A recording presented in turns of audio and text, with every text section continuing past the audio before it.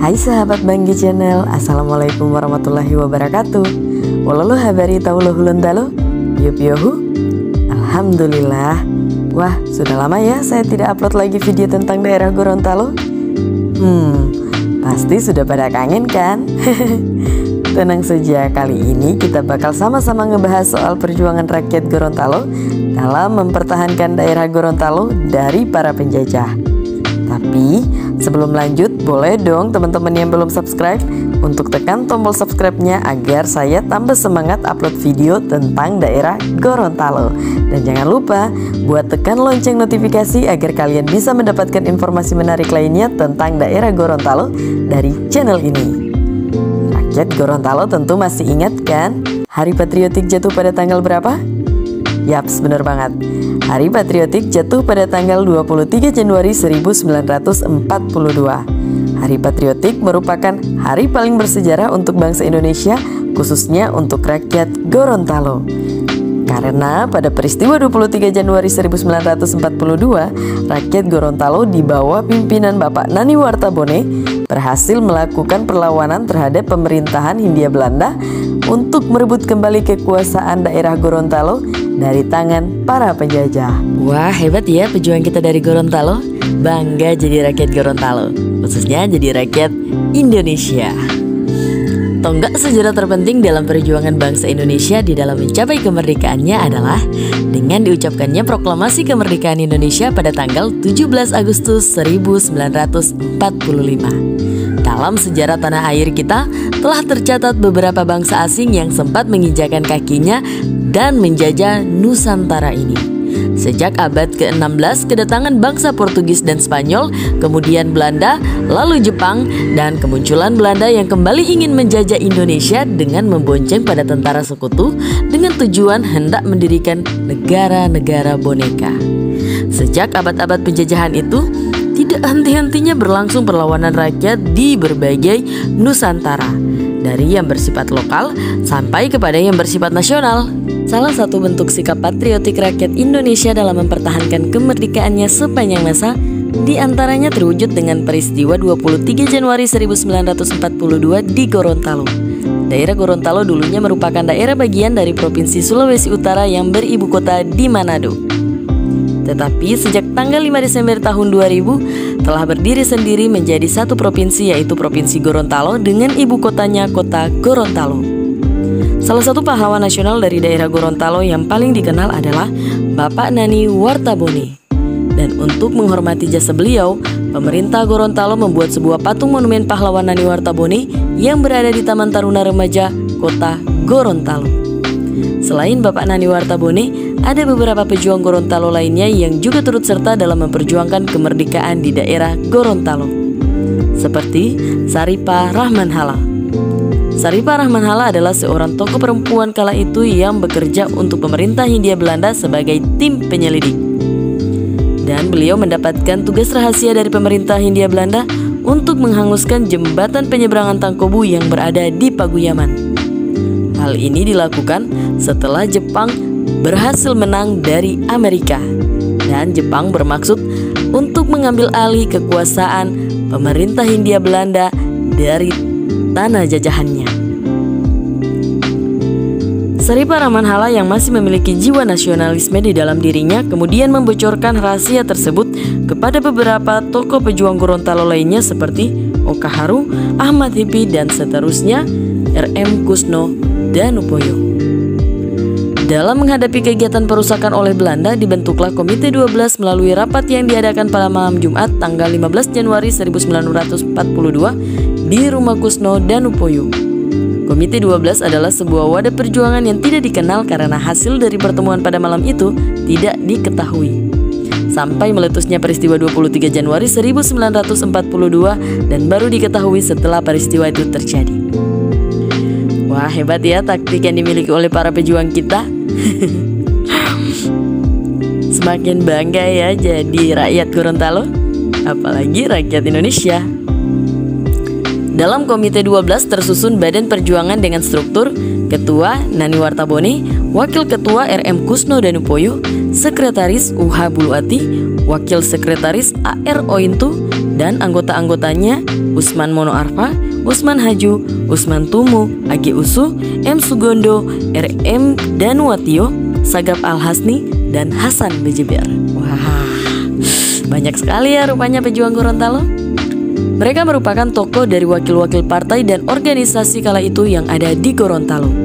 Gerakan Patriotik 23 Januari 1942 dimulai pada tengah malam di malam Jumat tanggal 23 Januari 1942. Rakyat dari kampung-kampung yang ada di Gorontalo seperti Suwawa, Kabila, dan lainnya secara diam-diam menuju kota Gorontalo.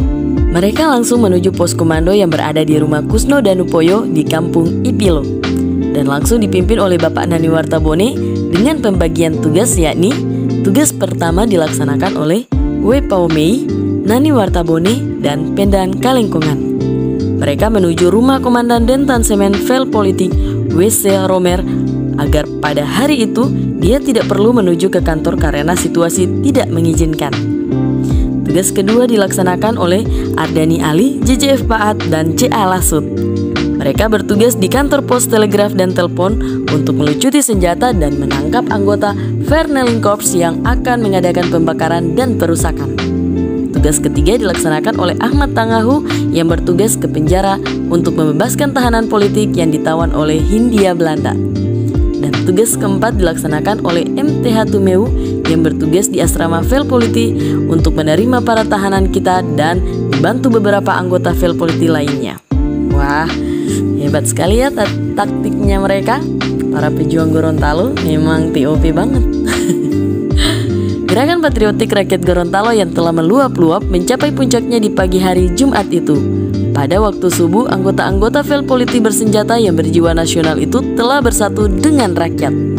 Para anggota Velpoliti tersebut adalah J. Poluan, Amanore, W. Paumei, JJF Paat, J.A. Lasut, Ardani Ali, MTH Tumeu, A. Kondowangko, H.K. Lempanguli, J. Komaliu, M. Ohihia, P. Sairang, A. Tombek, Romli, M. Tuna, Ahmad Tangahu, PH Liputo, Suleman Lamato, dan D. Liputo.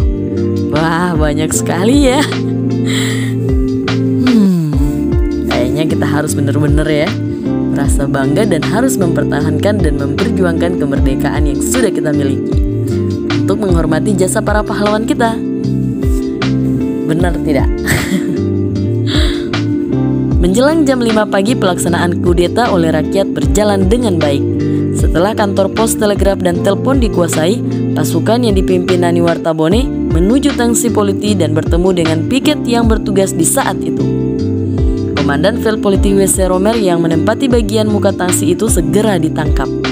Pasukan pemberontak minta agar Romer membuat surat perintah untuk menyerah bersama anggota pasukannya. Dengan surat itu, mempercepat tangsi politik jatuh ke tangan rakyat. Hebat ya para pejuang kita. Setelah penguasaan tangsi politik, penangkapan dan penawanan ditujukan kepada pejabat-pejabat tinggi pemerintah jajahan. Dan dengan dipimpinan Nani Wartabone dan Kusno Danupoyo, pasukan pembebas menuju kediaman kontrolir Don Kouna. Kontrolir ditawan dan pistolnya diambil tanpa adanya perlawanan. Demikian pula Hoofddegen staf politi. Ekover segera ditangkap ketika sedang memasuki halaman kantor pos. Kayaknya dia sedang sial ya. Dengan menggunakan mobil sedan kendaraan dinas kontrolir, kedua tawanan itu dibawa ke tangsi politik untuk ditahan. Dengan kendaraan itu pula, Nani Wartabone dan Kusno Danupoyo menuju ke kediaman asisten Residen Klon.